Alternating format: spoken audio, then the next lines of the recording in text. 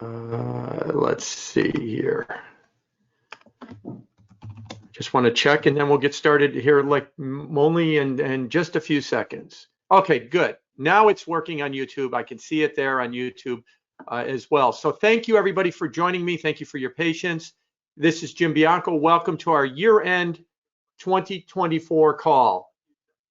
On this year-end 2024 call, we are going to cover a couple of topics. And those couple of topics are going to be the new ETF that we rolled out, its index, and we're also going to discuss our 2024 outlook. The bulk of this call will be about our 2024 outlook. So let me start with talking about our ETF, and this is going to be 2 minutes because I am not in the ETF business. WisdomTree is in the ETF business. I got into the index business and I created the Bianco Research Total Return Index, which is coming next, my explanation. And that'll take 5 minutes, and then the rest of the call will be on the 2024 outlook. And there is an ETF, WTBN, WisdomTree, there it is in the upper left in the corner, WisdomTree Bianco.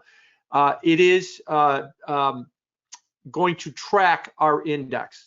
It is a NASDAQ listed ETF, and so it's just like any other ETF. And what you're looking at on the screen here is the prospectus. And I would encourage anybody that is interested in this to look over the prospectus. It is listed on, should be listed on most platforms that you could trade it just like anything else. And if you've got any issues regarding the ETF, you can reach out to me. Okay, so that's the ETF. The next thing I want to talk about is our index, because that's what I'm doing. We have created, and now this is the website, it's biancoadvisors.com, and we've created the Bianco Research Fixed Income Total Return Index. Now, what is this? We started off with a benchmark broad-based investment grade index, covers 10,000 plus bonds. It looks very much like all of the other broad-based investment grade indexes, because when you have an index that big, they all look pretty much the same. And we are running this index as a long only strategy. So we are always long the market. We have, if I was to jump onto the index characteristics page, or the factors page, we have identified 5 factors that we believe drive the total return of an index. Duration, are you long or short the index? And I'll talk about what we are in a second. The yield curve, are you bulleted betting on a yield curve steepening or barbell betting on a yield curve flattening? Your credit weighting, now remember, these are all relative to the benchmark because we're always long. Volatility or structure, that would be mortgages. Are you long or short or overweight or underweight? That might be the better words to use relative to the index. And other would be outside of the index as far as where you think we're going to be. These factors drive what I think is going to be total return. A couple of words about indexes before I move on to where we are in the index currently, and then explain for the rest of the call through my 2024 outlook why we are there.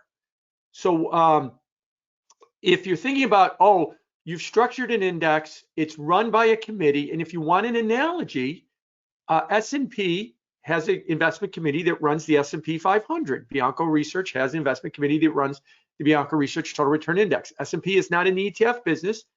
Everybody that has an ETF that tracks the S&P 500, BlackRock, Vanguard, WisdomTree, on down the line, they're in the ETF business. We are not in the ETF business. WisdomTree is in the ETF business for us. So that's analogous to what we've done. Now, we will try and position of being overweight or underweight these factors relative to a benchmark, always long, to try and outperform. Oh, but nobody can outperform an index. Well, that's largely historically been the case in equities. 95-ish% of strategies in active managers and in discretionarily run indexes cannot beat the S&P 500. That's true. In fixed income, it's more like 50-50. It's more what you would have thought before you looked into it. Shouldn't the index kind of be in the middle of where, you know, either discretionary indexes, which we are, or active management is? Yes, it is in fixed income. And there's various reasons for why that is. One of the big ones is you tend to get most of the borrowing from over-levered countries and over-levered companies that tend not to be good credits and tend to be very shaky credits, so your biggest weightings are in your problem children. Where in equities, your biggest weightings are in your all-stars. So your biggest weightings are in Apple and Amazon and Google because they've run up a ton and they've increased their weightings, and that's good. You want to be long those. But in fixed income, your biggest weightings are in troubled companies and in Japan and in Italy and companies and countries that have way overborrowed and have provided subpar returns. And that's why maybe the index is somewhere around the 50th percentile. So the approach that we are looking at is that we can maybe structure this index or our weightings so that we can outperform the index a little bit better. So index updates on our website, and then I'll turn to my 2024 outlook. When our investment committee meets, and I'm the chairman of the investment committee, we update on this webpage our positioning in the index. Currently, we are 90% of the benchmark, so we are a little bit short of our benchmark, being defensive on the idea that interest rates may rise. Now, 90% is not, a maximum short for us. We could go all the way to 50% in extreme cases, and shorter if we believe so that rates are going to head up. And I will address that, all of these, why we are there in the 2024 outlook, because that's kind of, the explanation of our positioning. We are equal weighted with the benchmark on the curve. So if you were to break our index into buckets, the 1 to 3, 3 to 5, 5 to 7, 7 to 10, 10 plus, our weightings are roughly or 100%, as close as we can to being similar to those weightings. Now, why are those weightings very similar on the benchmark? Because the yield curve is so flat, there's not really a lot of opportunity yet, we don't think, to make money in a bulleted structure or a barbell structure. That will come, but it isn't right now. Structure or securitized, we're 71% of the index, so we are more defensive on that. That means that we're underweighted mortgages and we're underweighted structure, and that's because of the high volatility in the bond market, and that tends to make these positions underweight. You can see we put together a chart here of the option adjusted spread of mortgages and the the MOVE index, which is the old Merrill option volatility estimate. It's like the VIX of the bond market, and they move together. And so if we're going to stay in an elevated period of volatility, which we've been in all year and continue to be, I've got some charts again in the 24 outlook. It's set next. I'll explain that. Then this should be a challenge as well too. And then on credit, I'll just start off by pointing out the chart. The blue line on the chart is the credit spreads, investment grade credit spreads, option adjusted spread. And the orange line on the chart is the S&P 500. Your credit weighting is your equity weighting. We're slightly short on the credit weighting at 91%. Now remember, this investment grade credit as well. High yield credit would be considered in our last section, which is an outlier bet. We don't have any high yield currently in our index. What we do have is a 20% positioning in short tips, 0 to 5 year tips. Because remember now, a tip is a Treasury inflation protected security. A tip is basically you get the inflation rate plus a yield on top of that, and that yield on top of that is running at around 1.5% or so. So I get the inflation rate plus 1.5%. That is a very attractive security or sector right now. And so we've got a 20% weighting. In the short end, we didn't want it to be muddled with a long duration bet, which would be whether or not rates are going up or down. We want to try and capture that yield. So that's where we are in terms of our index.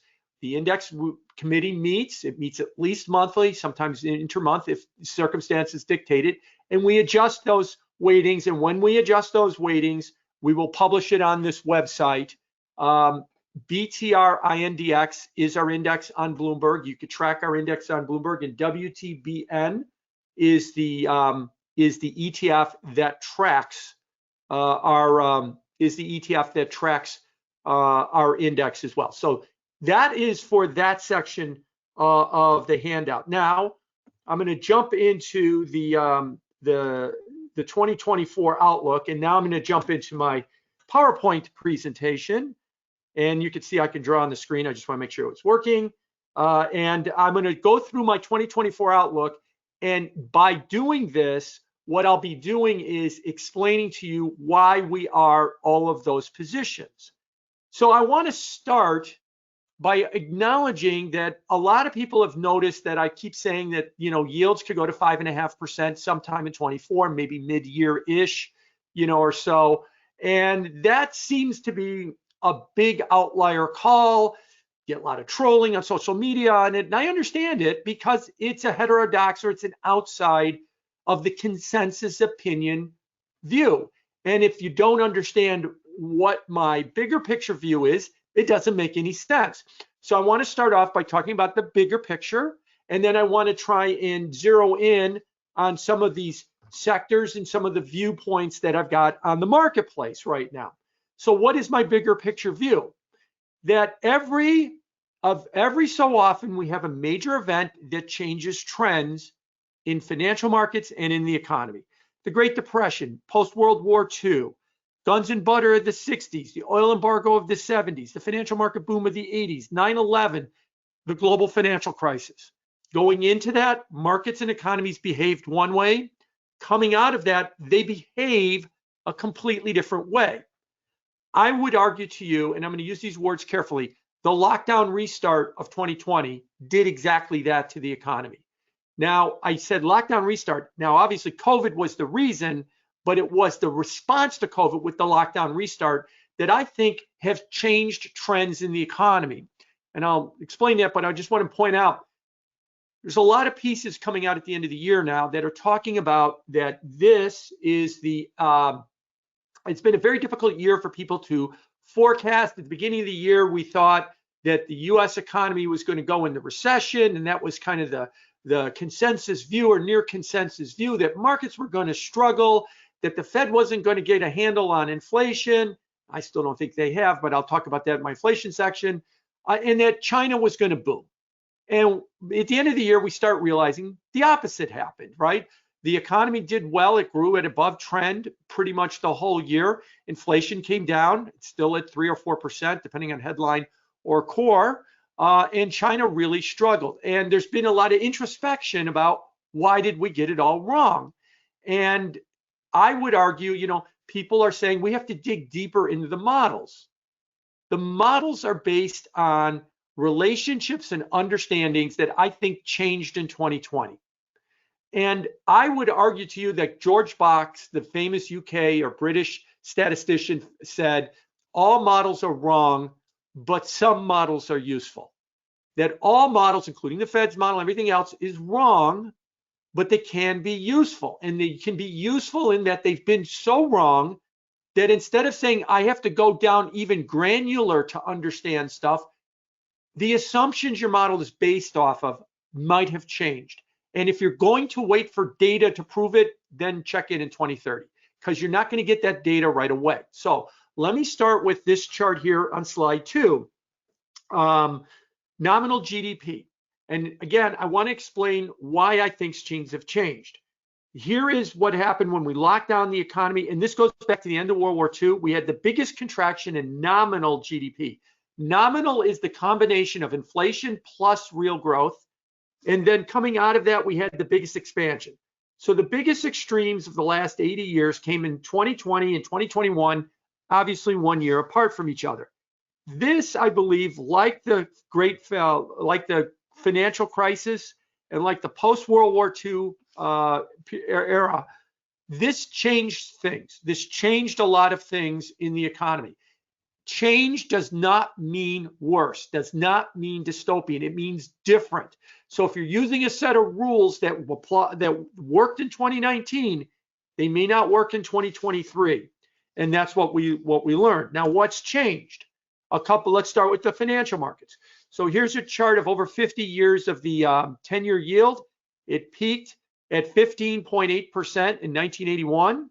It bottomed on August 4th of 2020 at 51 basis points, or 0.5%, and it has shot up and it has broken its 40-year trend. So I'm starting from the premise that the 40-year bull market is over. and we are now in a multi-year bear market. And since the multi-year bear market started in August of 2020, this is year 4 of the multi-year bear market right now. What was the result of breaking that bear market? It was pretty big. So here's data from Ed McQuarrie. He is a professor at, I believe, Santa Clara right now, and he put together total returns of the bond market back to 1793. No kidding, 1793. And this is a rolling 3-year return. And the rolling 3-year return shows you that 22 and 23 is the worst period since before the Civil War, 1842. What happened in 1842? We actually ran out of debt. We actually got down to like $30,000 of U.S. Treasury debt in total that we basically were running surpluses and nearly paid it all off. And these numbers were like 2 bonds that just wildly gyrated. But let's just forget that period and just say, since the Civil War, the best time to be bearish on bonds in the last 150 years was 2020 to 6 weeks ago, because you had the worst return in 150 years to be on bonds. And so this kicked off, in my mind, a multi-year bear market in bonds. Now, the next chart here shows you the stock bond correlation, the change or the relationship between how stocks and bonds relate. So in blue, in a log scale, is the S&P back to World War II, and in red is the 10-year yield on this scale. Now, the bottom chart shows a rolling 5-year and 3-year correlation between prices. Now, let me explain that, because I know everybody's not a statistician here. When the correlation is positive, that means stock and bond prices move up together and down together. When the correlation is negative, it means they move opposite each other. Now, a lot of the last 20 years, as I circle here, the correlation has been negative. So stocks and bonds move in opposite of each other. We have so understood that we now have created industries around it. The risk parity trade. We refer to it as risk on, risk off. The 60-40 portfolio became very popular because stocks and bonds are supposed to move opposite each other. And now what's happened with the 3-year correlation is that it has gone up slightly positive, but is moving straight up and is at the highest level it's been in 23 years. All of a sudden, stocks and bonds are moving up and down with each other. So when people ask me, what's the status of the 60-40 portfolio? Well, it isn't what you thought it was. You used to put 60% of your money in risk markets like equities and 40% in bonds. So you participated in some of the upside, but when things got ugly, the bonds were supposed to rally and offset that. That's not the case anymore. They move together. Now, what causes the stock bond correlation to change? It does change. So I point out here from 1968 to 2001, it was largely positive. And what was that period? That was what we've defined as the inflation mindset period. And I use that word mindset carefully. People were worried from 68 to 01 about inflation. They were worried it was going to go up. They were relieved it was going down. But stocks and bonds went down together when they were worried about inflation, and they went up together when they were relieved about inflation. They were worried about inflation. Now, around 2001, that was the tech bust. That was right after the Russian debt moratorium, LTCM blowing up. The relationship inverted here from about 98 to 2001 and has been negative. This is the deflation mindset. The biggest concern we have is deflation. Deflation is bad for risk markets. Stocks go down. It's good for safe markets like sovereigns or treasuries. They go up. When you're relieved, there is no deflation. Risk markets like stocks go up. We don't need safe assets like bonds. They go down. I'm talking about the price now. The yields move up and down. The yields and stock prices move together, but the prices move opposite. That relationship is over. That relationship is ending, and it's going back to a positive relationship because I believe we are returning to an inflation mindset period. So that's my big picture. The cycle changed in 2020.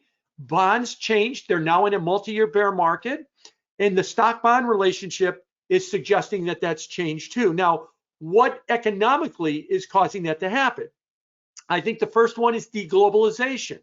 So here's a rolling 12-month sum of the trade deficit between the US and China. And you could see that the deficit kept going down and down and down, meaning that we were importing more and more and more stuff from China relative to what we were exporting. And then around 2019, that started to change. Actually, it started to change around 2018, right around the time that Trump started the trade war with China, but it hasn't changed otherwise, but the relationship is changing. This is a signal of de-globalization, in that we're moving away from just find on the planet the lowest cost producer, regardless of their politics, regardless of the rule of law, and just produce stuff there, put it on a boat and send it here. That, I think that relationship is starting to change. Nearshoring, friendshoring is becoming popular phrases. China is suffering because of that. Here's China's GDP back to the late 1970s, when interest rates peaked, Tiananmen Square, the Asian financial crisis, the global financial crisis. I think China's been a far big loser when it comes to COVID. This was COVID lockdown. They reopened, then they had the zero COVID policy. Their economy has gyrated wildly all over the place, and then they reopened. And this downtrend that started after the global financial crisis in 2009 is consistent. 5% growth for China is terrible. They should be up, they're supposed to be an emerging market in the higher growth ranges. And in January, when they ended zero COVID, everybody thought, get out of the way, watch China go. And it didn't. It reopened, so it's stronger growth than last year. But this isn't what we expected. We expected, animal spirits, and China was going to go. And it really has been a dull thud in the way that they've gone. And you could see that in the financial markets too. The black line, this chart starts in February 11th, 2019. Now, why did I pick that date? Because between February 11th, 2019, so almost 5 years ago, and today, the orange line is the Chinese CSI 300 index, and the Chinese 300 index is unchanged almost for 5 years. So their stock market has done zero for 5 years, and that goes back to before COVID, where the S&P, the black line, is up 74% over the same time period.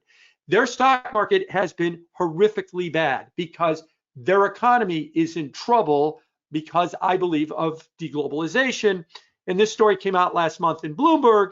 China bans displays of wealth. CICC, which is China International Capital Corporation, are barring from sharing negative comments about the economy or markets and post public and private discussions. CICC is a brokerage firm in China, and bankers are discouraged from showing off their wealth.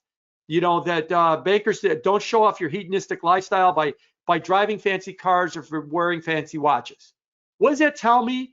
When the Chinese say no more negative reports, otherwise you're going to be sent to the gulag, and don't wear your Rolex to work, they're out of ideas. They are out of ideas. The next thing they'll do is they'll throw the short sellers in jail like they always do. That is, I have no other thing to do at this point except just jail people that say bad things, because I can't come up with a policy to make this thing go up.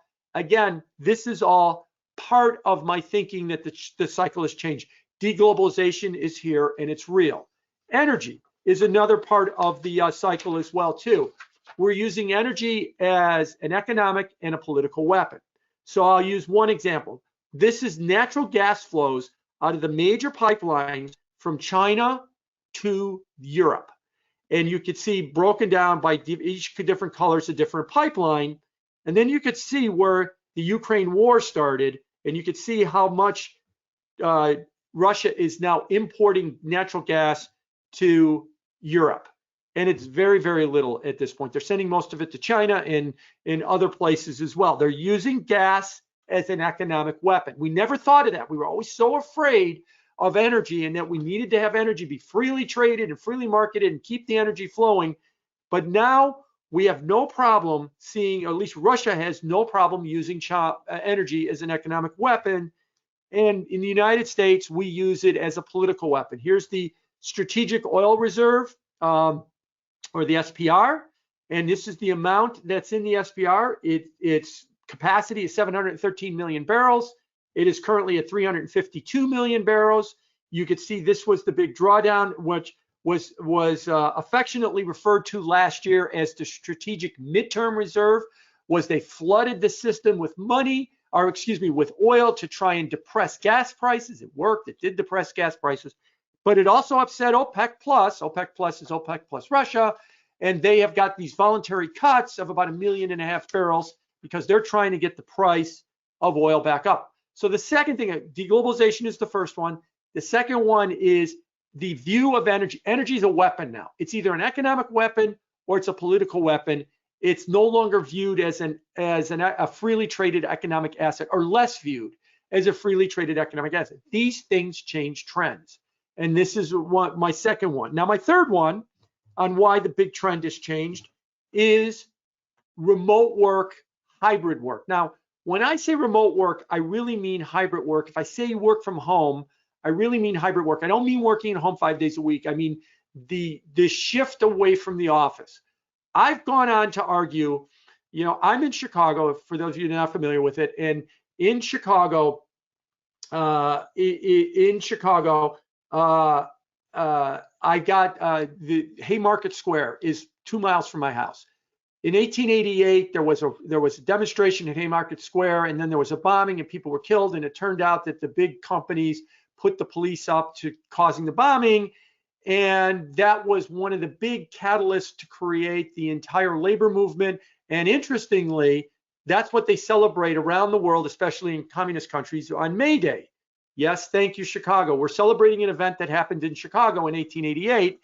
And coming out of that event was the slogan, 8 hours of work, 8 hours of play, 8 hours of sleep, and the 8-hour 5-day work week came out of that event. I think what we're seeing in the market right now is as big a deal in terms of the attitudes and the shifts in work as that was in 1888. And that a lot of things about the labor market have changed. And I always joke, don't listen to any labor market economists over the age of 25 because they're encumbered by the way things used to work 2019 and earlier, and they're starting to change. So here's a chart of the unemployment rate in the United States, and you can see it went from 3.5 to 14.7 and right back down.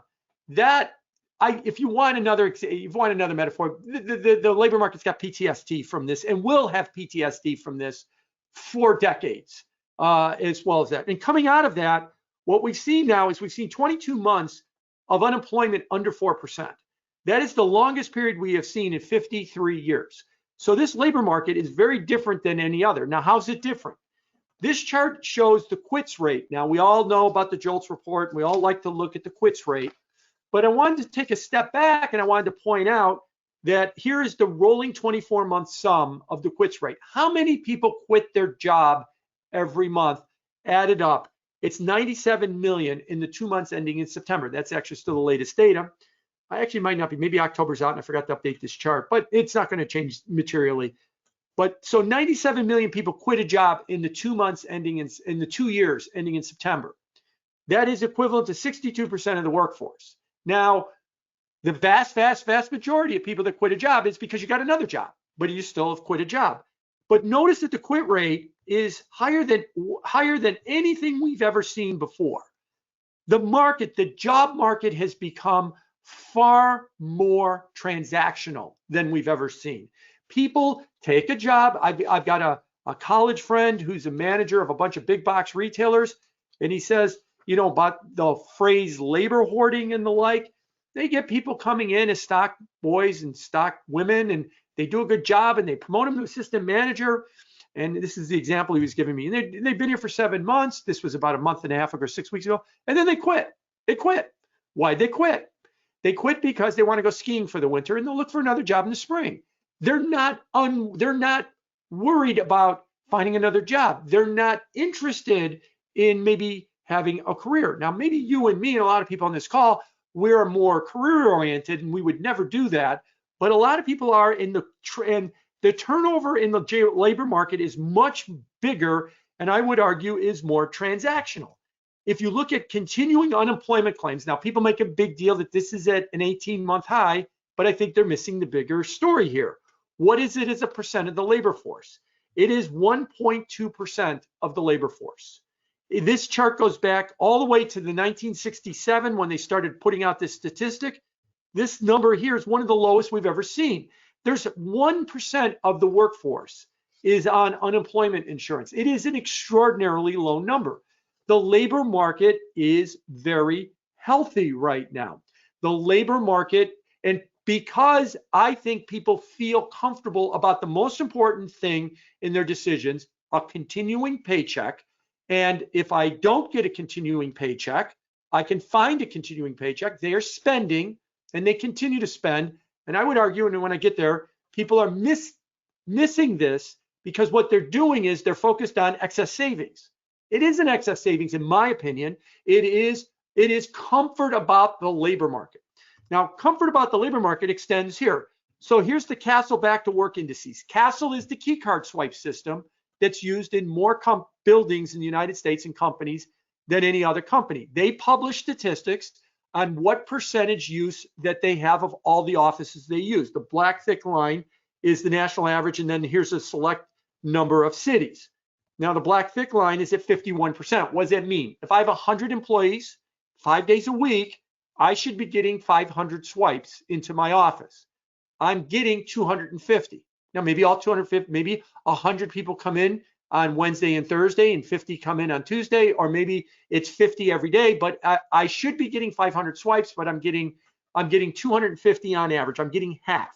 So we're going into the office about half of the time. Now, why is that? And you can see the spread between, you can see the spread. Austin is the highest in the low 60s, and in the low 40s is Silicon Valley in San Jose. But nobody's back near 80 or 90%. And notice that trend has been flat now for well over a year. I think what's happened is a lot of people want to push everybody back to the office, but they don't want to go back. And none other than the federal government. Fortune December 1st, even the US president's return to office push is being ignored by workers. They aren't coming back. And this is about federal workers. They've asked the federal employees in DC, get back to the office 3 days a week, maybe 4 in some instances. They said no. And then they said, well, we'll fire you if you don't come back. And they said, fine, fire me. I'll find another job. And they're not. And by the way, I'm going to the Bahamas, and then I got to go to the store and spend some money because I'm not afraid about my paycheck. So what my other argument about the three big trends, de-globalization, energy as a political and economic weapon, and the change in the labor market is why we're seeing these trends change in financial markets. And you can see that, at least to my mind, this is the biggest one. And this chart here shows you the inventories held at retailers. And what I show here in red, and this is a theme you're going to see in a lot of other charts on this handout, is 2009 to March of 2020. So March of 2020, hopefully my penmanship is helping and not making it worse. And then the dashed line is that trend. The blue part of this is what did retail inventories do after? They dipped down during the lockdowns, they soared up, they've been all over the place. McKinsey and Company, the business consultants, wrote a piece in May, thinking beyond the markdowns to tackle retail's inventory glut. Retail inventory management has been extraordinarily difficult. Over the past 18 months, retail supply chains have experienced an unprecedented demand and supply shifts, and demand is the big word there. Retailers are struggling to understand what to put on the shelves because they're struggling to understand what we buy. Why? Because pre-pandemic, you were home 2 days a week, Saturday and Sunday. Post-pandemic, you are home 4 days a week, Saturday, Sunday, and probably Monday, Friday, and you go to the office Tuesdays through Thursdays. Just to keep the example simple, you are double the amount of time you're at home. I don't know your personal circumstances, but I can say this. If you're doubling the amount of time you're at home, the things you demand, the things you want is different than what it was in 18 or what it was in 2019. Maybe you demand different things because you can do them yourselves. You don't need certain services. You prefer other services as well. And retailers are trying to figure out what does the 2023, 2024 consumer want, because it isn't what they wanted in 2019 because something happened, the shutdown restart, de-globalization, changing in energy policies, and the big one is the change in the way that we work, especially at service sector jobs, which is half the jobs in the United States, if not more. And that is why I think we've seen these major trend changes. So I'm of the opinion that we've seen some major trend changes.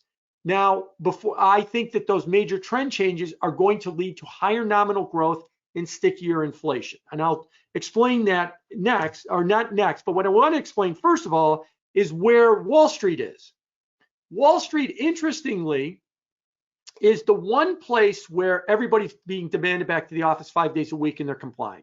5-0 is what Goldman Sachs refers to it as, getting back to the office 5 days a week.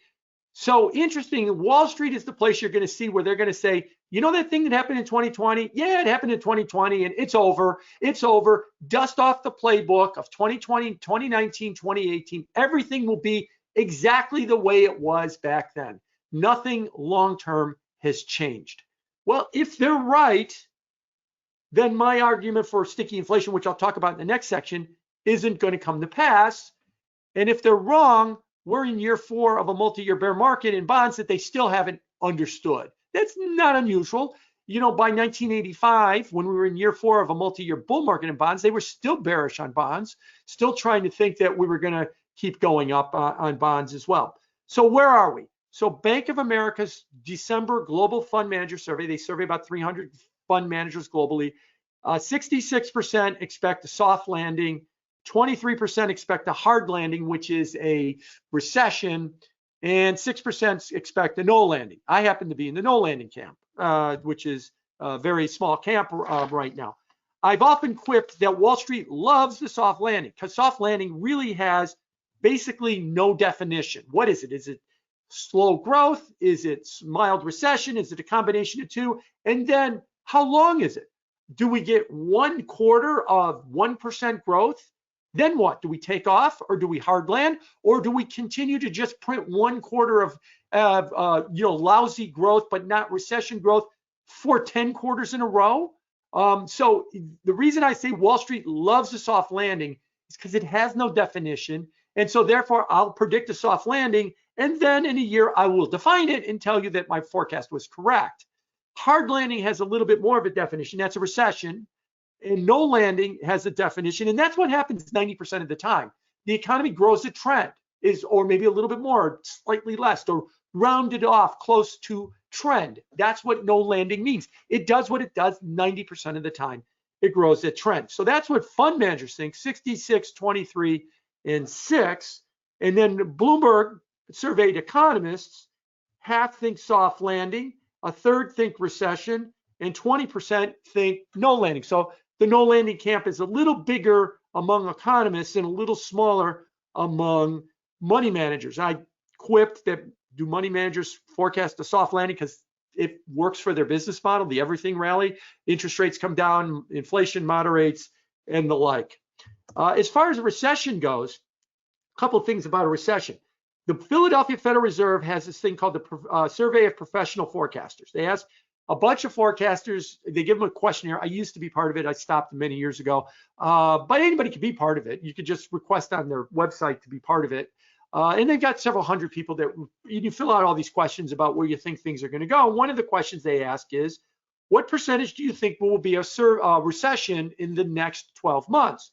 Now, this survey started in 1971, so we got a good 50 plus years of data. The 4 highest plots in the history of that survey are the last 4, including the peak a year ago when everybody was pessimistic that we were going to go into recession. Now, yeah, you could say, but the majority didn't think we were going to be a recession. But here's all the recessions that we actually had.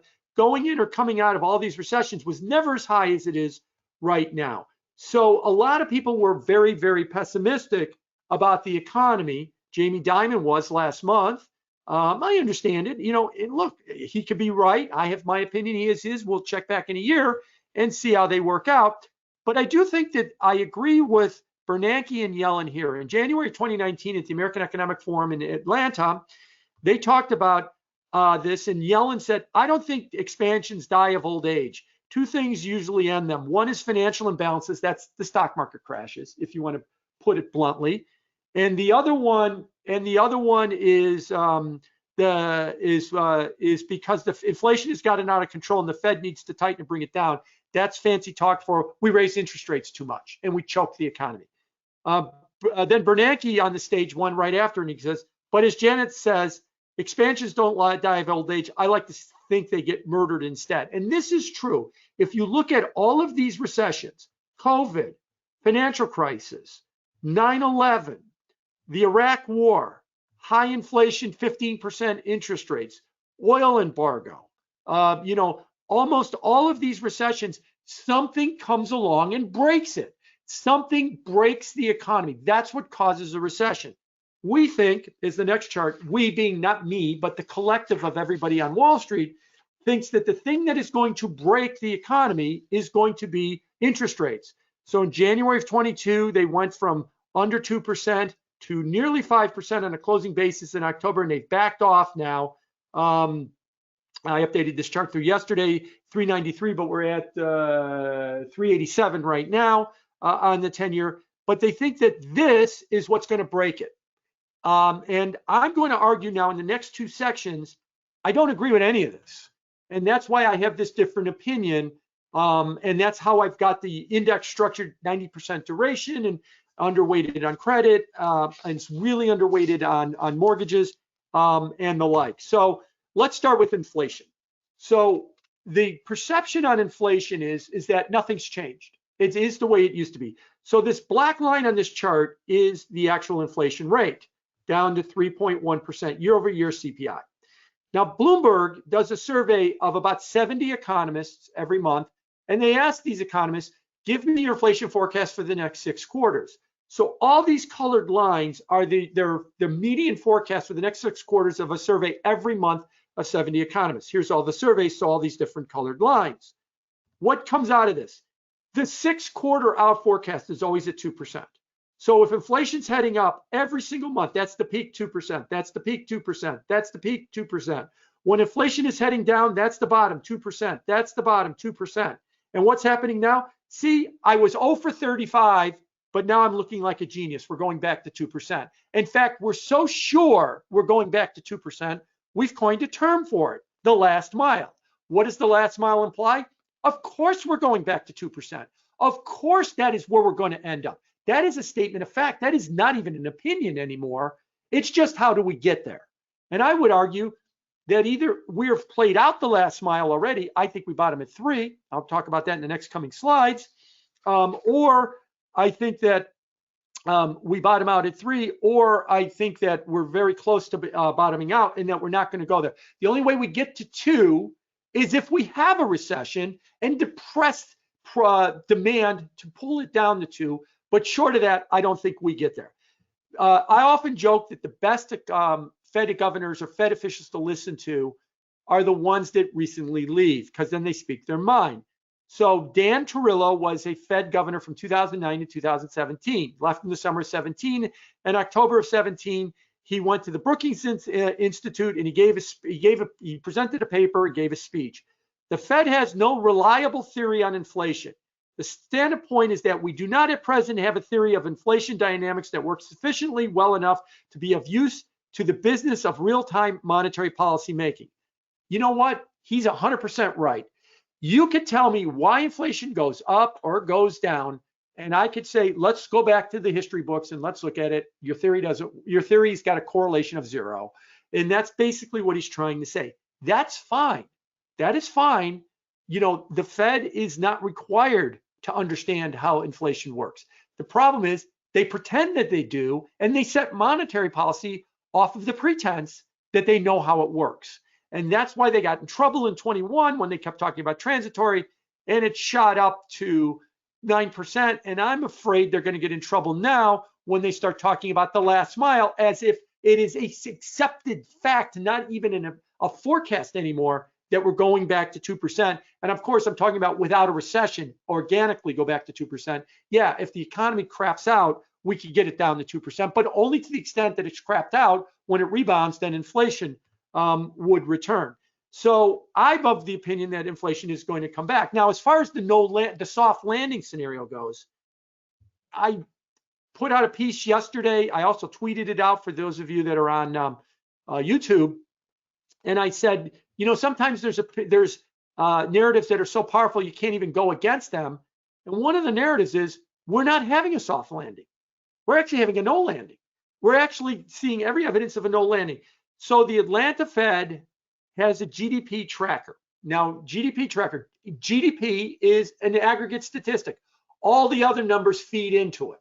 So I like to explain the GDP tracker as saying, what is your mile, you're running the marathon, just to keep the example simple, at the 10-mile mark, you're at 1 hour. You're at a 6-minute mile pace. Okay, let's apply 6 minutes to the next 16 miles, and then we could calculate that you'll finish the marathon in 2 hours and 36 minutes. Well, maybe you slow down, maybe you speed up, things will change in the next 16 miles. But as of the 10-mile mark in that marathon, the economy is growing at here it is at the top, at 2.7%. Now there's more data to come, and some of the data will get released, and that data to come might not be at the same pace that we've seen. It might be faster because that's what we've seen recently. That's why the numbers are going up. It might slow down and go down. But right now we're seeing that the economy is growing at 2.7%. 2.25 to 2.5 is kind of considered trend. So if we look at the next chart, we could see that for the last 6 quarters, we got 2.7, 2.6, 2.2, 2.1, 4.9, and that is a booming number in the third quarter, and 2.7 from Atlanta Fed. And again, it's as good as any other number that's out there.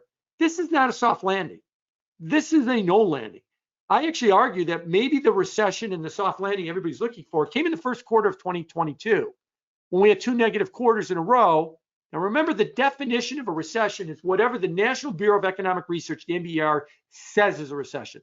A committee of elders, if you will, some of them have been on the committee since the 70s, are great economists. I know a couple of them. They're really good economists, and they're very sincere about their work, so I'm not trying to denigrate them, so don't misunderstand my language for that.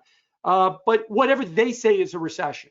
And they came out and said that these 2 consecutive quarters was not a recession in 2022.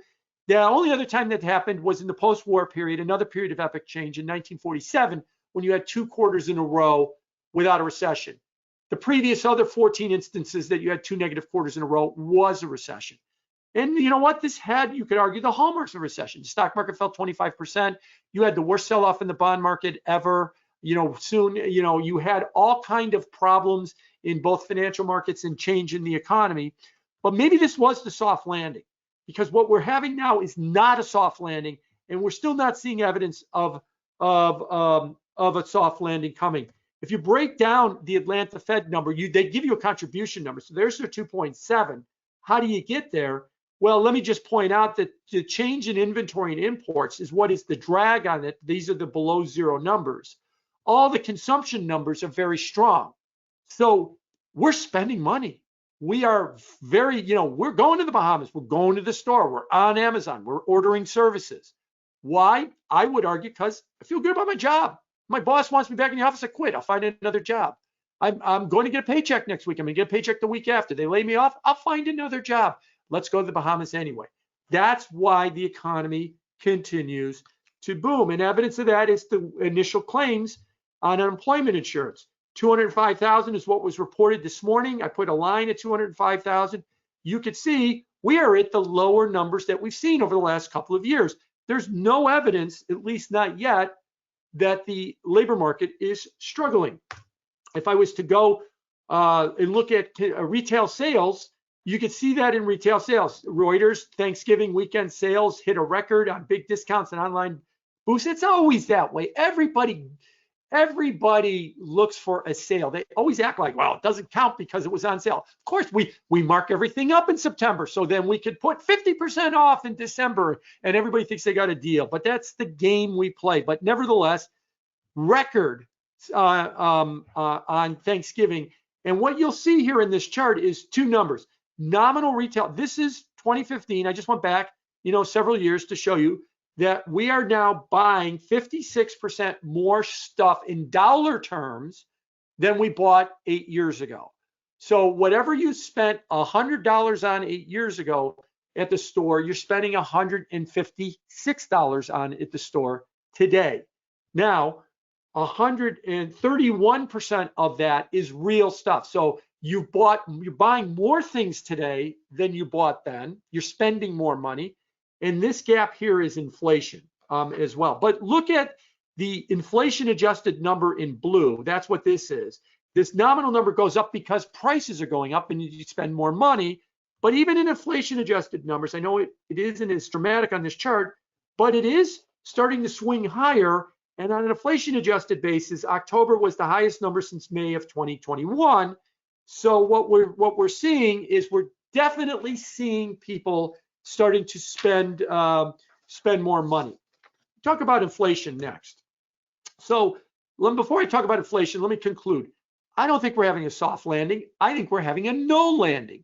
And I think that the economy is going to continue to churn around at 2.5-ish% or thereabouts, a little bit more in some quarters, a little bit less in other quarters, but we're not going to slow down. I think that's going to keep pressure on prices. So let me start talking about inflation with the OECD, the Organization of Economic Cooperation and Development, the Paris organization that tracks global economic statistics. They have a global inflation measure. What is inflation for the globe? That's their measure. And I wanted to point out that the inflation spurt and come down is global. It is not happening in the United States. It is happening everywhere right now. The average inflation rate in the world right now is 6.5%, 5.6 on a core basis through October. That is the last set of numbers that they have. Let's break down the United States just so we can see where the inflation numbers are. So here's CPI, 3.1% in November. So November we have for the United States. How do you arrive at 3.1%? Services x energy is 3.16%. Everything we're spending on services is more than the overall inflation rate.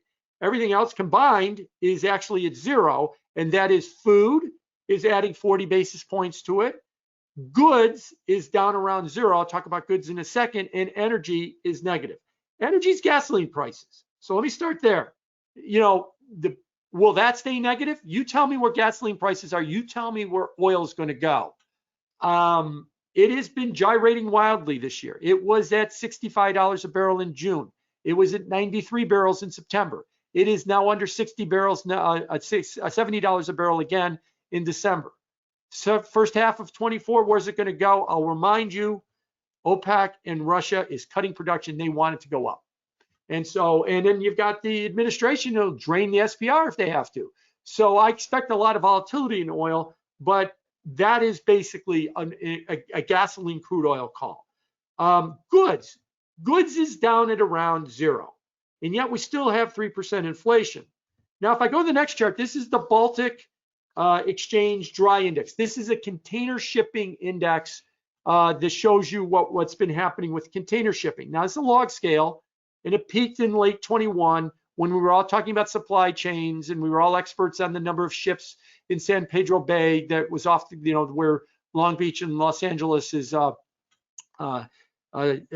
export terminals are, shipping terminals are, and that number collapsed all the way down to February of this year, and it's now started to come back up. What is common about shipping is it booms and it busts. And I know what we like to say is when it booms, it's out of balance. And when it busts, we say it's back to normal. It's actually gone too far the other way. And I think what we're starting to see now is we're starting to see shipping prices start to move up. Shipping prices are a good indicator of goods prices if it continues to move up, and if the problems in the Red Sea and around Yemen continue to disrupt shipping, it's going to get worse, and that could be an upward pressure on goods prices. Let's look at services, X energy. So here's that part that was 3.16% of overall inflation. How does that break down? The vast majority of that number, by the way, by itself is a 5.5% growth rate, but then it adds 3.16% to the overall inflation rate. The vast majority of this is shelter. And this gets to the big call that everybody has this is the big call that everybody has for 2024 inflation and why they think it's the last mile. So here's mortgage rates. Mortgage rates at the end of 24 were 3.5%. They shot up to 8% in October, and they've now backed off to 7.2%. Bankrate.com's national average of a 30-year fixed rate mortgage. This is the highest levels we've seen in 23 years. 23 years. So under that auspice that everybody talks about, that something has to break the economy, we're convinced it is high interest rates, and we're convinced it is housing. Jonathan Gray reported the Blackstone's numbers. and warns of a looming hit to consumers from the surge in bond yields. And he went on to talk about that the jump in the 10-year yield would force consumers to tighten their belts. When the 30-year mortgage and car loans cost you 8%, that will impact consumer behavior. Now, maybe it does, or maybe it doesn't. I kind of quipped, gently that, when you're the head of a private equity firm that built its business model on free money and there's no longer free money, you see this as a disaster. And maybe it isn't. And I want to argue that the economy, or that the housing market, or that in shelter inflation might become stickier than people think. We like to use, when explaining shelter inflation, we like to use this chart here. So the green line shows you Zillow. Zillow has, if you've ever signed on to it, the Zillow estimates. They estimate the price of every single house and rental unit in the United States via an algorithm. And then they estimate, they give you changes in that algorithm as well. And you could see that there's been, on a year-over-year change, there was a big fall in that and it started to bottom. And that this is real time, that the owner's equivalent rent and rents of primary residence, these are the big shelter components. Owner's equivalent rent is what would you get if you rented your house? Because what a house is a funky thing. It's a financial asset and it's a physical asset. They want to try and separate the financial asset aspect of your house to the physical asset. It's just more expensive. Housing is getting more expensive, or that housing's become more desirable. More desirable is not inflation. More expensive is inflation. So they impute this rental, owner's equivalent rent, and rents of primary residence is the same inputs, different model to impute renter inflation. Well, this lags the real-time measure of Zillow by about a year. Why? Rents don't change that much. So they only survey the rental population twice a year, once every 6 months. So it's slower moving. So a lot of people have looked at this year-over-year change and said, this number will continue to head lower. Now, Adam Shapiro at the St. Louis Fed, I tweeted about this last week, and we had it a couple of days ago in our news clips for our customers. He talked about, why is year-over-year the magic number? Maybe what we should be looking at is cumulative change. So I went back to 2013, the beginning of the Zillow measure, and that's in red, and I looked at the cumulative change to that owner's equivalent rent and rents of primary residence. From 2013 to May of 21, let me do it this way, these all moved right in line with each other. But since then, they have opened up a big gap between Zillow and rents of primary residence and owner's equivalent rent. So home prices, the inflation component of home prices is up 47%. Zillow's up 63%. We got catching up to do. This is what happens when you have a change in the trend. The year-over-year rates of change like this chart work great when you don't change the trend. But when you change the trend, something happens. And I think what's happened is owner's equivalent rent, rents of primary residence still have more catch-up to do. Now, what that means is if we go back to this chart, Zillow stays down here, they stay up here, and then they continue to close that gap, putting upward pressure, making that so-called last mile in inflation even harder to achieve. You see something similar, and by the way, just to finish off on inflation, here's the 3-month annualized rate of inflation of two measures. The Cleveland Fed median, inflation is an average. Median is you take all the thousands of measures and what's the 50th percentile. And the Atlanta Fed breaks down the inflation, thousands of inflation measures into two categories, sticky and flexible. Flexible is stuff that gyrates around all over the place. Gasoline prices is one example of flexible. And those are the numbers that, they're down, they're up, they're down, they're up. Just wait a minute. Airline tickets is another one. Oh, they're up, and we all talk about them. Wait 2 months, and we'll see what happens to them next. If there's another round of discounting, or if they stay sticky, or if they stay flexible. But sticky is the kind of the stuff that slow moves, and when it moves, it continues to move. On a 3-month annualized rate, the sticky inflation in the median, the midpoint, have bottomed. And I don't want to maybe go in as far to say that they're moving up, but let's just say that they've bottomed. And that's part of my thinking, that the last mile might have already been completed, and we're very, very close to 3% inflation. Now, a lot of people like to use money supply. Oh, but the year-over-year change in money supply has collapsed, the blue line, to the most that we've ever seen. You got to go back. This chart goes back to the 1950s, but actually, if you took money supply back to the 1930s, what you'd find is that this is the biggest collapse in money supply, and inflation is following it lower. Okay, again, the same fallacy of using year over year when trend changed. Let's look at it differently. Let's look at the growth of money supply since the end of the Great Recession. So the red line is the growth of money supply. The dashed line is a trend line. Boy, we were right on that trend line all the way until COVID. That trend line continues here. This was the COVID spurt. This is what we've been doing with money declining. We still have $3 trillion of excess money that we didn't have before. Now, maybe some of that is because we've got excess inflation or stuff, but I think this is the better measure to use in this trend changed environment, the cumulative change. Just like with Zillow, the cumulative change is better. I think what's getting everybody mixed up is these year-over-year changes. They work when your trend hasn't changed, but when your trend has changed, if you want to look for normalization, I think you got to look for them in the larger trends as well. So you've got all that excess money. Now, on the US, you've got contracting money. Now, remember, as I started, I showed you inflation is global.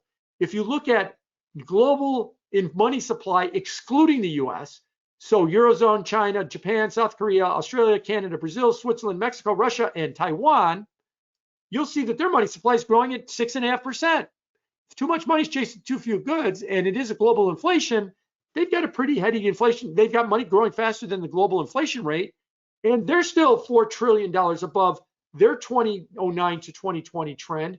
They've still got excess money. So I think what's made everybody look at that year-over-year change in money supply and say, oh my God, the deflationary collapse is coming.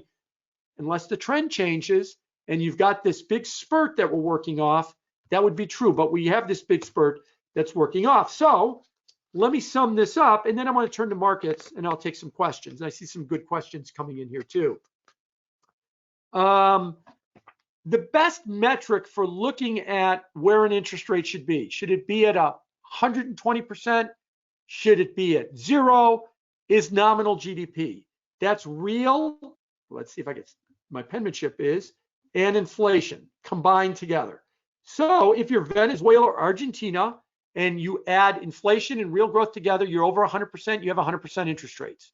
If you were Japan until about a year ago, and you add inflation and real growth together and you're at 0, your inflation rate's at 0, your interest rates are at 0. So should our interest rates be at 20? Should they be at 1? Should it be 5? Should it be 3? Should it be 8? What is nominal growth? Well, currently nominal growth is 6%. Now, I'm arguing to you that we're probably going to have 2.5%-ish plus or minus 50-ish basis points of real growth. And we're going to have 3 to 4% inflation, not 8-10 Zimbabwe inflation. I add that together and I get, I'll be a little bit imprecise. I'll get 5 to 6% nominal growth for 2024. That's where 5.5% comes from. We are not going to have a landing we're not going to have a soft landing. We're going to have a no landing. We're going to churn out 2.5% for the year. Inflation is going to be around 3. And that's how I come up with 5.5% and for the year. Now, for the index that I explained earlier, in talking about the index, what I was referring to there was that the index is looking at, when I structure the index, I'm structuring it for the next year or so. Remember, we change the index monthly, maybe twice a month if circumstances warrant. We're not trading anything. We're not in the ETF business. We're in the index business. This is why I'm short duration. This is why I'm a little bit short on credit. And this is why I'm very short on structure, because I think the volatility in interest rates is going to stay much higher. And as far as the yield curve goes, here's the funds rate, and here's the big rise in interest rates that everybody has been looking at. Usually when the yield curve inverts is when the Fed panics and starts cutting rates hard, because a recession is coming. So what uninverts the yield curve is usually a recession, and it's referred to in the bond market as a bull steepener. Bull meaning falling rates, and the market is steepening. But what we've got in the market, here's the MOVE index again. Here's its entire history. 92 on the index is what it's averaged. We're at 115 as of Tuesday. This shaded area is plus or minus 1 standard deviation. And so we're near the higher end of where we are in volatility in the bond market. The VIX, by the way, is at a 3-year low, but the bond market is, pushing some of the highest numbers we've seen, since the financial crisis right now in this range that we've seen right here. And so I think this volatility is because of this tremendous uncertainty in the market. Now, what uninverts the yield curve is when there's a panic and you start cutting rates, and they cut rates on the short end faster than the long end, and it just falls below long end, and that gives you a steep yield curve. Here's the yield curve. On October 19th, this is the 10-year 3-month curve, was minus 48 basis points. Today it's minus 145. The yield curve has been, even if you look at the 2-year, 10-year curve, it's been getting more inverted, not less inverted. And one of the reasons I think it's getting more inverted is because of the volatility and the uncertainty about what's coming. By the way, as far as the yield curve goes, we are 394 days inverted. The record was in the 70s, 522 days and 473 days. Now, we use the yield curve inversion as a predictor of inflation. As a predictor of a recession. And you can see on this chart, the red areas are when the curve inverts, and the shaded areas are recessions. And it is a very good indicator of a recession. Every time the curve inverts, we have a recession. But what we're learning now with this long period is it might not be that it's when the curve inverts that is here. It's not the date that the curve inverts that signals a recession, and inverted 13 months ago. It might be the date that it uninverts, because the amount of time between the inversion date and the official date of a recession is 316 days or 10 months. But the average time between the uninversion date and a recession is 2 months. So the reason that we never had to make this nuance is, other than the 70s, the inversions were not very long. So when the yield curve inverted, and then when it uninverted, they were close enough together to each other that the inversion was close enough, call a recession, and soon there we had one. But now maybe we need to nuance this a little bit more and go back to this chart, is that when the Fed panics and starts massively cutting rates to uninvert the curve, they usually are trying to stop a recession, and they can't, and they can't, and they can't because it's too late. But that's really when we get that's when we get the recession call. Now the Fed could cut rates. They could cut rates a couple of times next year and not uninvert the curve. But if they do uninvert the curve, it can be a signal of that. Now I'm calling for the idea that rates are going to stay high. What I'm arguing is, to Jonathan Gray's argument, 8% mortgage ain't going to kill the housing market. 5.5% 10-year isn't going to kill anything. That has not broken anything. We can handle those level of rates. Now, the first thing I get back from people when I say that is, have you seen the deficit? Here's debt to GDP. We have taken out the World War II peak, and look at what we're projecting. And have you seen the deficit? This is the deficit in actual dollars. It's $1.7 trillion, or 6% of GDP. Look at all that red and very little green. It was 2000 the last time we had a surplus. We got all this debt. We can't afford to have interest rates go up, because interest payments, which is now approaching $1 trillion, is going to swamp us and crush the federal government. And on a percent of GDP, it's at 3.5% of GDP. That is the highest level since '99, but it's not above this plus minus 1 standard deviation. It is elevated. It is above average, but it is not up at this very, very elevated level. And by the way, if you look at the average interest rate that the United States government is paying, it's 3%, up from 1.5 18 months ago or 20 months ago or so. It will continue to head up even if the Fed cuts rates next year, because they'll be rolling off 2% and 3% mortgages or coupons and bring them out on 4% coupons and maybe 5% coupons if you're still talking about bills. So that number will still go up. So you're right. that the federal government is going to have to pay higher interest costs. And here's a fun chart that we like to use. Interest costs are now higher than the Defense Department budget, and that happened about a year ago, that we're spending more, and that number is going to continue to go up. But you get it wrong if you say, so therefore we can't raise interest rates, because that's like saying, go to the bank and say, I'm over levered on my credit cards, and I'm over levered on my second mortgage and my home equity loan. Will you cut my interest rate so that I can afford to pay these, so that I can continue to spend? No, rates go up because we want you to stop doing this, is the way it goes. It's not that they can't go up because they'll bankrupt the country. It's because they want to stop this. And an example of that is what happened in the UK last year. So when Liz Truss, who was 49 days as the prime minister, and her big thing that happened in those 49 days was the Queen died, she put out what was called the mini budget in September. She was a Tory, a conservative, and her mini budget cut taxes, raised spending, increased the deficit. Parliament was fine with it. The bond market was not fine with it. The UK gilts market was not fine with it. So since Parliament wasn't going to do anything about it, the UK gilt market did. UK gilts shot up 150 basis points, 1.5% in 8 days. In 8 days, they went up 1.5%. One of the biggest rises that we've seen in UK gilts in several years. I'm sorry, in 300 years of data, in 300 years of data that the Bank of England has. The bond market was saying to Parliament and to the UK and to the Truss government, we don't want this budget. And so therefore, we're going to force this on you to make a change. That's what the bond market's going to do with higher interest rates. You want this to stop and go down? You got to tell Congress to stop spending. They're not going to stop spending. The Fed, the higher interest rates might do it. Now, they might break things along the way, but they have not yet. But there's something else we're missing when it comes to this number.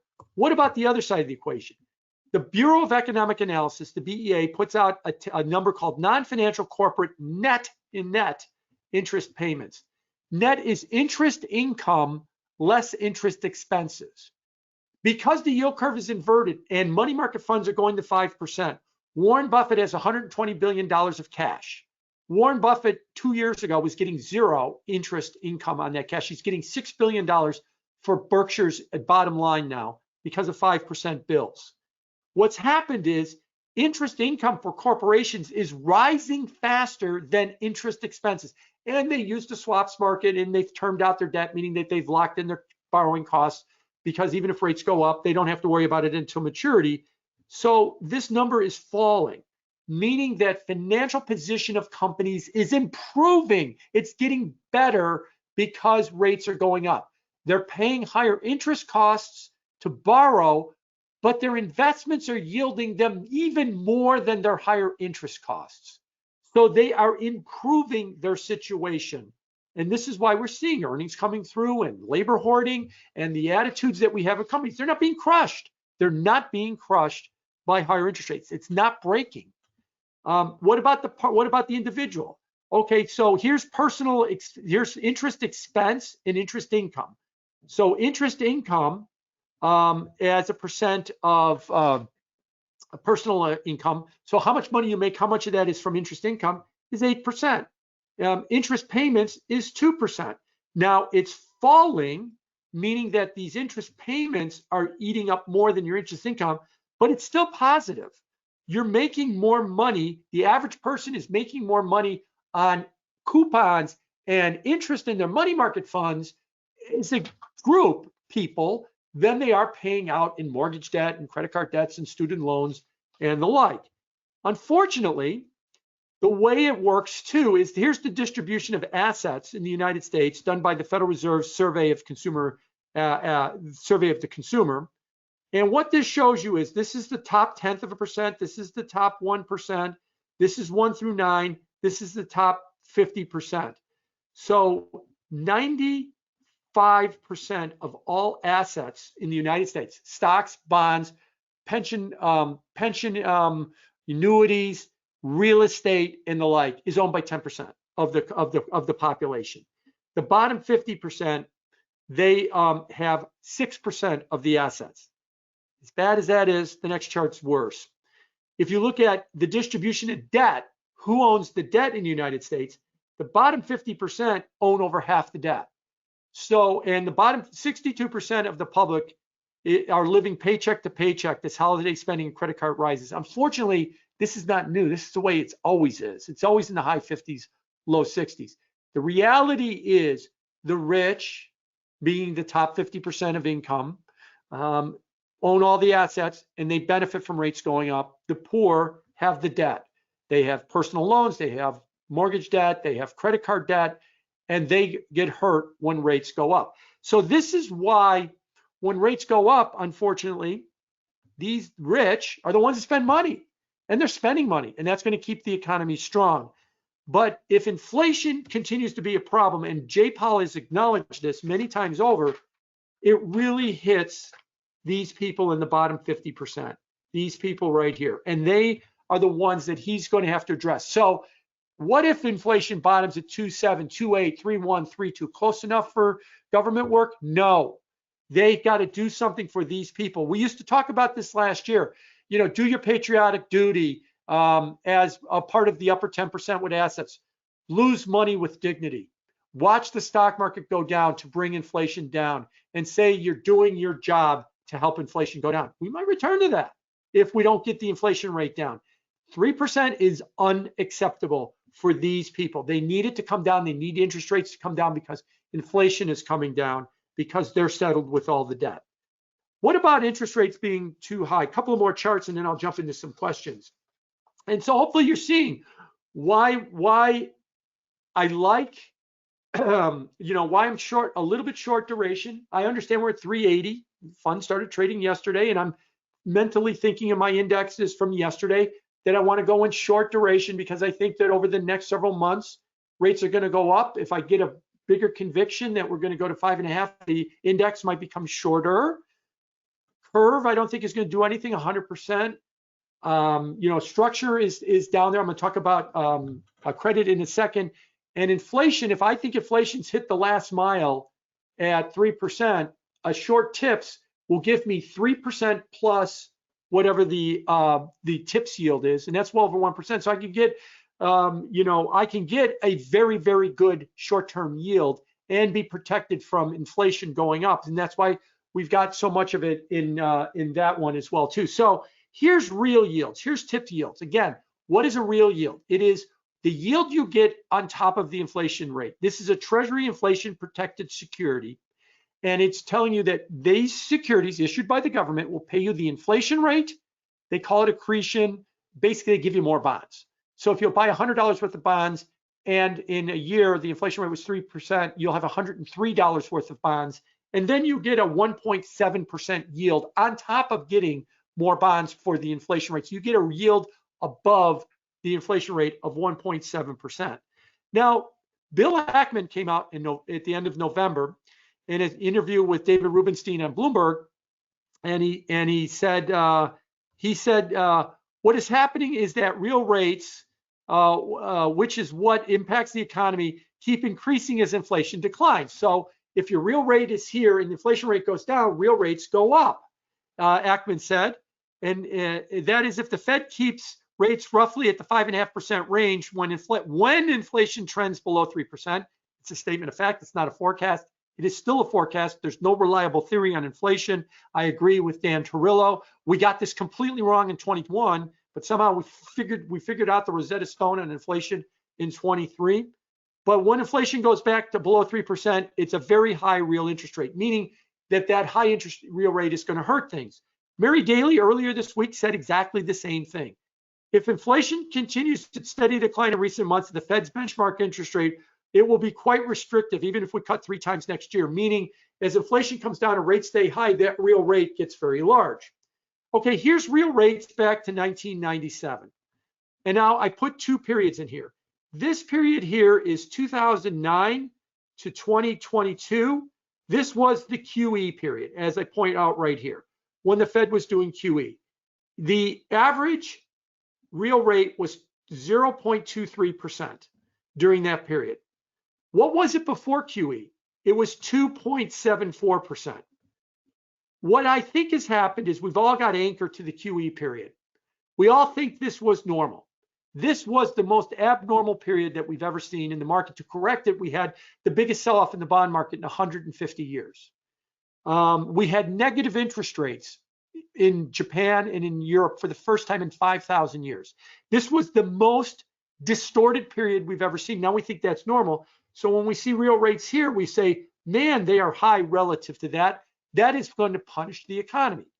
Well, what were they like during the non-QE period? They were at 2.74%. We're at 1.67. We had booming economies, bull markets in stocks, growth in everything at 2.74% inflation, real interest rates. We were fine during that period. Oh, but the government can't handle that payment. Sure, they will have a problem. They'll have to cut back on spending some point in the future. But corporations and the public, because the public is rich, are getting income and they're spending it, and corporations' public net position is improving. They're fine with these levels of rates.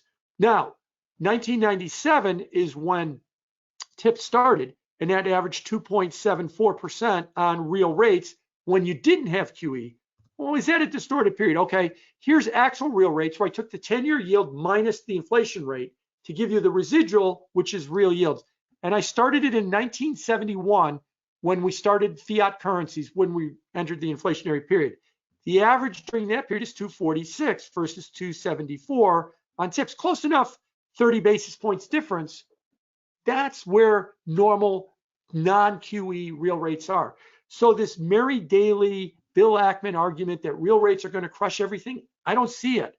I see us returning back to where we were to a non-QE period.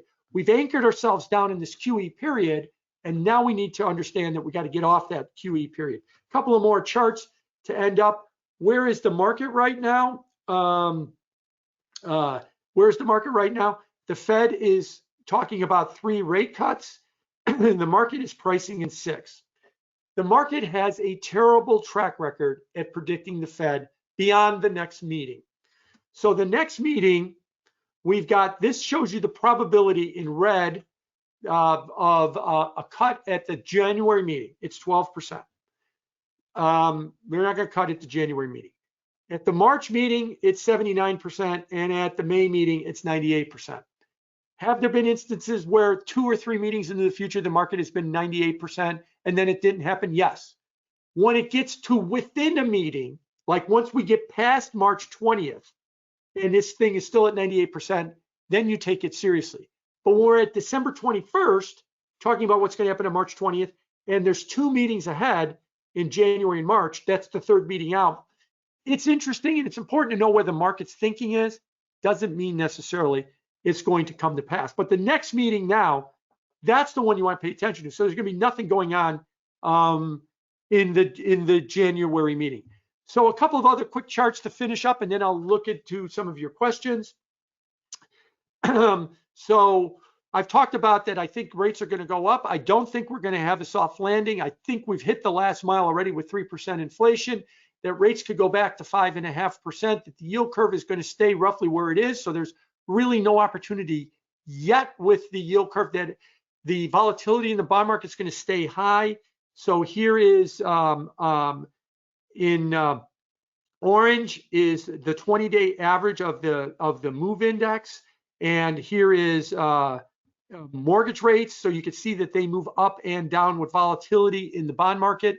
That's what drives mortgage spreads. Why are mortgages at 7, and why is the 30-year at 4? Why are there 300 basis point gap? Because there's a lot of volatility built in and expected in the bond market. I expect that to be the case, and I expect mortgages to stay up at those yields as well too. So with that said, I think that will continue. What about credit? So here's the investment grade index. And this is the in blue is the option adjusted spread, or that's credit spreads for investment grade in blue, and it's plotted inversely. So tighter is a higher chart. And here's the S&P 500. Credit is your stock bet in bond land. I'm slightly short credit because I think that the biggest thing that we've learned about the stock market in the last year or so has been that it has been driven by this expectation of interest rates. In October, we got third quarter earnings reports. They were great. They were very good. And we sold off in the S&P by October 27th was 10% off of its July high in the midst of getting all these good earnings reports. November 1st, we got the quarterly refunding announcement, followed up by better than expected CPI number November 14th, and the bond market took off. I wish I would have caught it, but I didn't. But it took off, and so did stocks. So you could give me 280 great earnings reports, or you could give me a rally in the bond market, and the stock market saying you keep your earnings reports. I want to rally in the bond market. So if rates stay sticky and stay high, I think the competition for stocks is going to be problematic. And I'm using that word carefully, problematic. Not a bear market, not the end of the world, a struggle. Just like the stock market struggled less the 7 AI stocks until November 1st when bonds started to rally. Why? Dr. Jeremy Siegel wrote an update to his book, Stocks for the Long Run, a new edition out this year. I'll summarize it very quickly. What is the long run expected return in the stock market at a forward PE of 20 and everything else? Around 8%. Okay. That's what you should expect the stock market to give you over many years. Over the last 2 years, it's giving you 0 because we're right back to where we were in December of 21, in December of 23. But over the next several years, you would expect stocks to give you roughly 8% return. In 2019, when money market funds were giving you 0, we used the word TINA correctly. There was no alternative. You get out of money market funds, you get into stocks, you pick up 800 basis points of potential. Maybe the stock market does poorly and you only get 5% of that. It's still better than a 0 money market fund. But at the end of 23, with all-time highs in the stock market already, you can get 2/3 or thereabouts of the stock market's return in a money market fund at 5%, or in a bond fund. You can get it at 5% as well. And so by being able to get that 2/3 number, why should I take the extra risk going out in the stocks? Well, the reason you're doing it now is the expectation that competition for stocks is going to fall. Those interest rates are going to fall. But if they don't, go ahead and give me 300 good earnings reports. But if you give me rising rates, that could struggle the stock market. I'm using the word struggle. I don't mean we're going to have a bear market. We're going to have a full-blown disaster, but it could look a lot like what the Russell looked like, the mid-cap looked like, the S&P 493 looked like going into November. I've also posited the idea that as far as this trend change goes with interest rates and everything else, we're going to go back to a stock picking environment. So no longer do you want to buy a broad-based equity ETF like the SPY or VOO, but you want to buy something narrowly based or maybe actively managed, because there are opportunities. AI was an opportunity. We're going to go back. In other words, I've quipped, Peter Lynch can come out of retirement now. We need his skill set, the ultimate stock pickers kind of skill set. And I think we are transitioning back to that. Now, maybe it comes within the structure of an ETF, that we see more actively managed ETFs. Actively managed fixed income ETFs have been one of the hottest sectors that we've seen in the market. Or maybe it comes in a little bit of a different kind of structure as well. But if interest rates go up, the competition for stocks are going to cause them to struggle. That's why the index is at 90% as well. So I'm going to stop there. I ran a little bit longer than I wanted to. I had some stuff on volatility at the end, but I'll skip that for right now. And I'm going to jump into questions. First name only basis. I know who you are. That's all that matters. So let me see here. Jay asks, are you aware of Danielle DiMartino Booth's opinion that risk of deflation outweighs the risk of inflation? So what about her position do you disagree with? I am aware of her opinion about the risk of deflation. I think it really boils down to, I think that the cycle has changed in 2020. And I think that the biggest driver of that cycle change is that there's a different attitude about work. I have this job. It's going to give me a paycheck. I'm going to spend money. What if my boss fires me? I'll find another job. I'll get another paycheck. I will continue to spend money. I think that attitude did not exist in 2019. It did exist in 2020. It is an outgrowth of the PTSD of the shutdown restart of the economy. I think that de-globalization and energy as a weapon are parts of that. And I think that that's why you've had a major turn in the bond market. So look, I could be wrong on my position. And I've got enough respect for Danielle that I take her position very seriously as well too. And so that is really where I am focused on right now is that I think that trends changed in 2020 and we need to update it. And that's why I started at the beginning. All models are used. She doesn't use a model, but all models are useful, are wrong, but some are useful. And we're trying to understand, go back to what we thought was going to happen a year ago. And none of that happened. Go back to 2 years ago when we thought inflation was transitory and none of that happened. So why should we believe the soft landing and all of these other stories with the risk of the risk of recession outweighing the risk of a no landing when all the evidence is pointing to no landing? That's my view as well. Preston asks, how much do you hope your index will outperform? I ask because of the 54 basis point fee on your ETF leaves you a good bit behind the index. Look, if I get my calls right, and I've done some testing on getting the weightings right, a couple of 100 basis points if I'm right, a couple of 100 basis points if I'm wrong. I'm just rolling in at 90% duration on the index now because we're in the midst of a big rally. I've got a January rebalancing coming up, and I may change it at the January balancing. If not, then the February rebalancing. So that's what I've been shooting for in terms of where the index is going to go. And the fee was picked because that's kind of the average of like kind of ETFs that we see in our space. So hopefully that isn't a problem for you. John asks, what happens to the days where Powell said the goal of inflation average of 2% over time? Shouldn't that mean that we should have let it run below 2% for some period of time after running so hot for so long? You're 100% right, John. We should. And what you're hearing people say is core PCE on a 6-month annualized basis might hit 2.0% when the December number comes out next week. Core PCE might hit 2.0% for 1 month on a 6-month annualized basis. Victory, victory, start cutting rates right now. No, that's 1 month that's one of many statistics on a 6-month basis, not even a yearly basis. This is part of the narrative. We desperately want the Fed to back off on interest rates because what we're afraid of is the competition for everything else. As we saw from last year and into November of this year, when rates go up, they just suck the life out of everything except for theme stocks like AI. And we need rates to go down so everything else can rally. And that's why we want to declare victory. Now, the other problem I have is, does this also overstimulate the economy? That we have a wealth effect and lower rates. The argument you'll hear from people is, well, in the last 40 years, every time we had a bull market in stocks, it never stimulated more inflation, so why should it now? And my retort is, it did in 21. In 2021, we had meme stocks. We had Dave Portnoy picking letters out of a Scrabble bag to buy stocks. We had the craziness going on of everybody piling steamy checks into the stock market and making money and YOLOing. And then in 22, by the early part of 22, we had 8.5% inflation. So the last time we stimulated the hell out of things and had the stock market go up, we had inflation. That's part of the new cycle. Yes, everything that happened 2019 and earlier was part of the older cycle. I think attitudes have changed right now because it gets back to the job thing. I got a paycheck. I don't worry about my job. I'm going to get a paycheck if I lose my job. Oh, my brokerage account made me more money. Let's go buy something.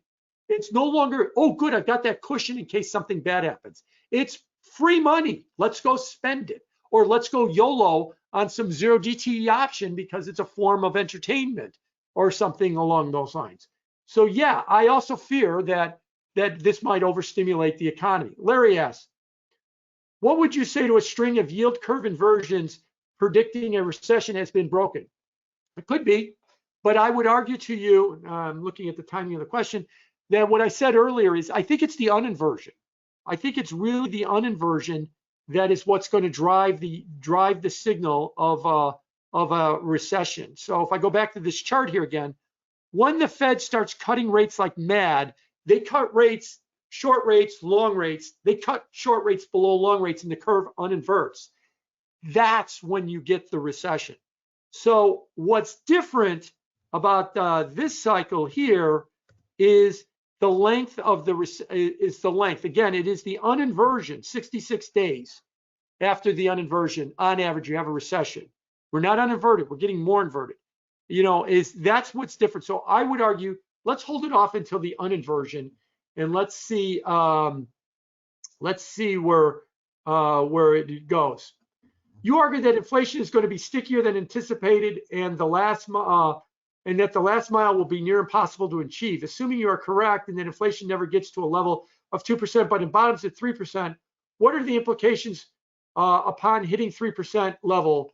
The Fed changes its neutral assumptions and declares mission accomplished. No, I don't think they changed. They changed their assumptions because of this chart here, that high rates benefit the upper 10%, and high rates hurt the bottom 50%. And the only way you're going to get rates down is if you get inflation down. And they cannot say to you, all you people that shop at Dollar Tree or Dollar General, sorry, but all you people that own, a bunch of bond funds and drive Teslas and own 2 homes, you're good. They can't do that. So they have to continue to apply accommodation or apply restrictiveness to get from 3 to 2. Now, that may not mean more rate cuts. It just might mean we're not coming anywhere near 6 or maybe even 3 rate cuts next year. That's assuming that I'm right, that we eventually see inflation bottom around 3%. Remember, core inflation is currently 4. Core inflation is 4 right now. Headline is 3, again, because energy, food, and goods are depressing it. And as I said, energy, tell me where you think gasoline prices or crude oil is going to go, and I'll tell you what that part's going to do. And I think goods might be bottoming. I think we've gone too far the other way when it comes to goods. Okay, a couple of other quick questions here. How much of a move in year-over-year CPI is from the base effect? I didn't put the base effect chart in here, but the base effect means when you look at year-over-year CPI, you say, okay, what are we expecting this month?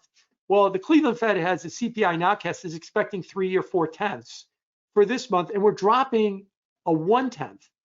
So what should happen is the year-over-year number should go from 3.1 to like 3.2 or 3.3 for the year-over-year number as well. And then when you get into early 24, when you look at the early 23 monthly CPI numbers, they were very low. There was even a 0 in there. So as we print, you could see CPI still hovering around 3, and you could see core inflation staying in the 4s or high 3s, at least through the second half of the year as well. What would you say to the argument, Amy asks, what would you say to the argument that there's a lot of housing supply, multifamily coming online that will drive rents down? There might be a lot of housing supply coming online that could drive rents lower. And to some extent, I think that they have been driven lower. But I don't see the supply glut as being any more than a correction to what we had post-financial crisis. We way underbuilt the housing market in post-2009. And I think what we're doing is we're starting to catch up. And I think a lot of that supply glut is already factored into the current level of prices. Calvin asks, is the chart on line 24 adjusted by headline CPI or CPI goods? So let's go to 24 and answer your question real quickly. It is overall CPI, because retail sales it is overall CPI. I do have a version of it that is CPI goods. It's essentially the same chart. If anything, the CPI goods chart shows that this movement here is a little steeper because CPI goods is closer to 0, where headline CPI is closer to 3%. So if I showed you CPI goods, this number goes up a little bit more, showing that there's more real growth in retail spending. Next question. Jim, you make a pretty compelling argument, and yes, we could be in a secular bear in bonds, but what would you see being the catalyst for a cyclical bull market, 550 on the US Treasury? The cyclical bull markets will come when you have cyclical recessions. So yes, if I said to you that I think we're in a multi-year bear market in bonds and 5% of 499 was not the high, and that interest rates are going to keep going up, yeah, along the way within that, just like in the 70s and the 60s, and in the 50s, you had recessions, and you had cyclical 1 or 2 or 3 year bull markets in bonds. You could do the same thing along the way. as well. By the way, a quick word about a discretionarily managed index or even actively managed fixed income. Now's the time to do it. Now that we've gotten the worst sell-off since the Civil War done, now that there's a yield to manage, right now. You want to manage it, and even if I'm right, just flat out, I'm right. We go to 550. Flat out, the indexes will have a positive return in 2024. Stocks, how are they going to handle that kind of competition remains to be seen. I don't think they collapse, but they're going to have a big headwind. Like I said, look at what all of them did except for AI stocks until the day we hit 5% in late October. So I think now's the time to manage that. But yes, to your larger question, when we have a recession, we will have a 1 or 2 or 3 year bull market in bonds within a larger secular uptrend. Just like when we had recoveries in the 80s, 90s, and 2000s, we had a couple of year periods where bonds struggled.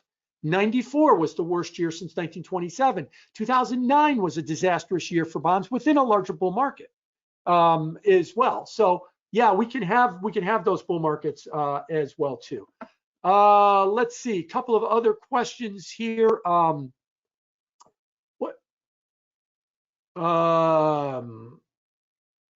Let's see. So there's some trolling. I'm looking at I'm looking at the angry trollers on the YouTube thing. So thank you, Don, for your angry troll. Good luck with your life. Jim, great stuff as always. My biggest concern is if the 10-year Fed funds spread is -175 to -200, the FOMC can't ignore the bond market and seems to be forcing the rate cut, which seems to be forcing the rate cut. What do you see? Yeah, Deutsche Bank did a piece where they said that currently we are now pricing in the 7th pivot on the Fed. Maybe the 7th one turns out to be the one where the Fed pivots. But since 21, we have seen 6 other times where the bond market is priced in the Fed's going to pivot, and they didn't. So maybe this one did, or maybe they get a partial pivot. We get a couple of rate cuts before the end of the year, but nothing spectacular. Maybe the curve stays inverted throughout the year. Maybe, the 10-year still continues to do what it's doing. But I wouldn't read into it too much more than that. Let's see, just some other questions here. So in the equity space, this K-shaped economic backdrop disproportionately hurts small cap companies. Should IRAs ignore the quilted chart and diversify clients then by market cap weight? Yes, diversify clients, but my opinion is you don't necessarily want to diversify them by market cap weight. Maybe you want to diversify them by thematic weight or active weight. The reason that the small cap, the reason that large cap worked was 7 stocks were 30% of the index, the AI stocks. Now you could say, who cares? Just see, you got to be in the index. Okay, there's going to be a point where 7 stocks are going to cause the index to be terrible because they're correcting, but you could have guessed any one of the other 493 stocks and gone better. So what I would argue is start thinking about the idea that broad cap-based weighted ways to invest, that might have ended in 2020. ETFs are still the way to go, but there are thousands of thematic ETFs, actively managed ETFs. I don't have a recommendation in the equity side for you on those, but I think your thinking is right. It isn't just SPY or VOO or not SPY or VOO. Okay, I'll go IWM instead of SPY because in those big cap spaces, remember, Apple alone is larger than the entire Russell 2000. And if Apple suffers a correction, it's going to drag everything, but it's not part of the Russell 2000, and that might do better. So I think maybe more of a thematic approach would be a better idea for that as well too. What do you think will happen with yields when Janet starts to buy off the run longer treasuries? I think she's going to do it in January. I'm not so sure she's going to start really buying off the runs directly in some kind of operation twist or some kind of a direct measure of trying to manipulate the yield curve. I don't think it worked very well in the past.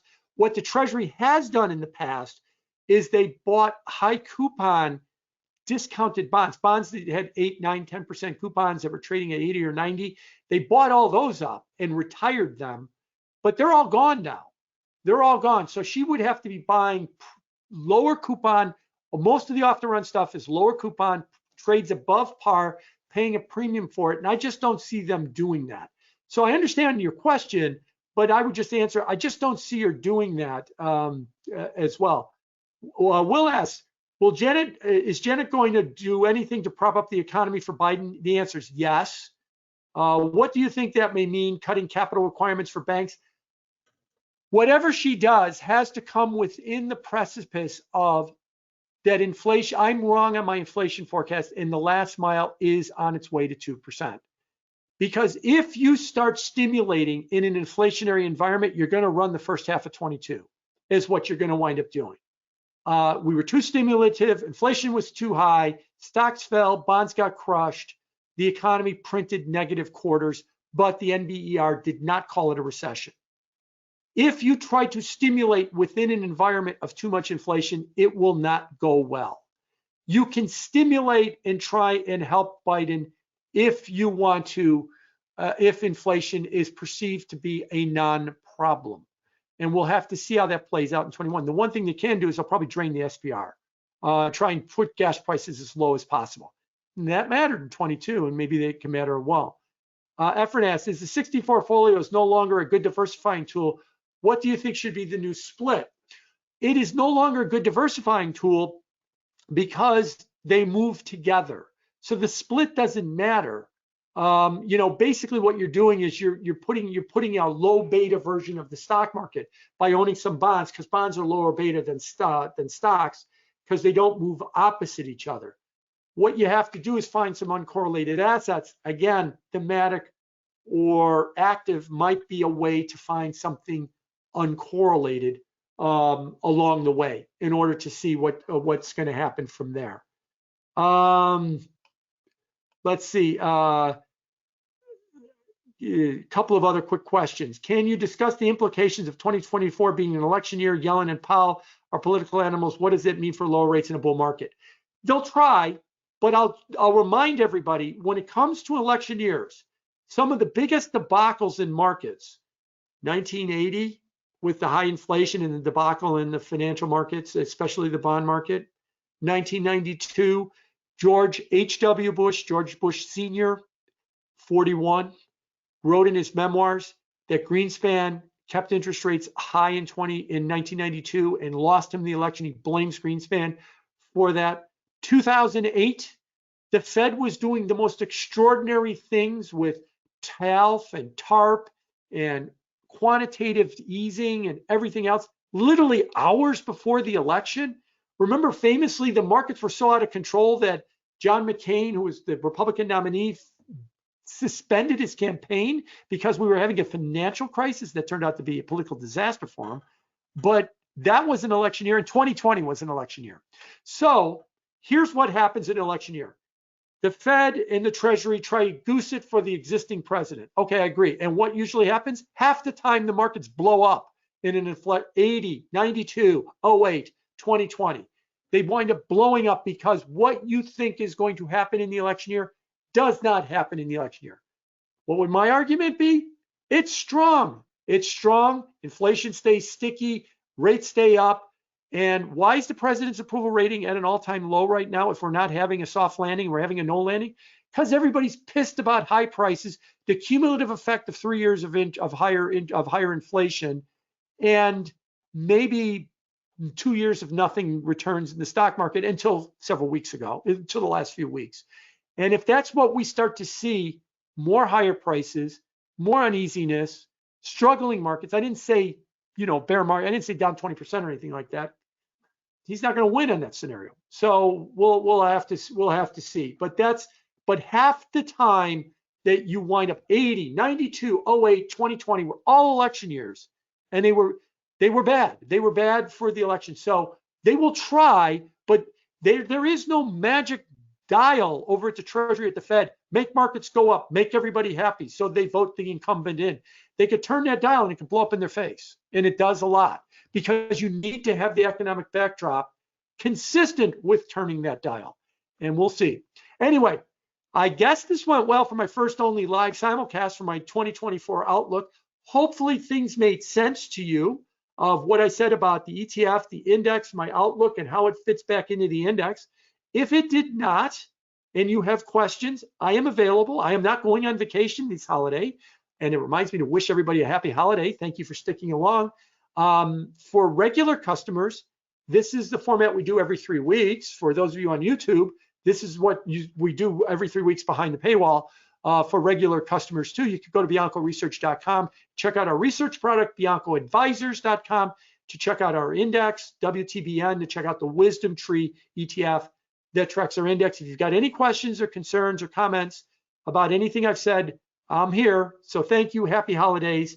And I'll be online for those of you on YouTube, on social media, expressing my opinions and stuff like that. But I got a chance now to kind of give you soup to nuts where I'm at, because usually I talk about individual topics and it kind of gets lost where my bigger picture is. So happy holidays to everybody. Thank you very much. Talk to you soon. Bye-bye.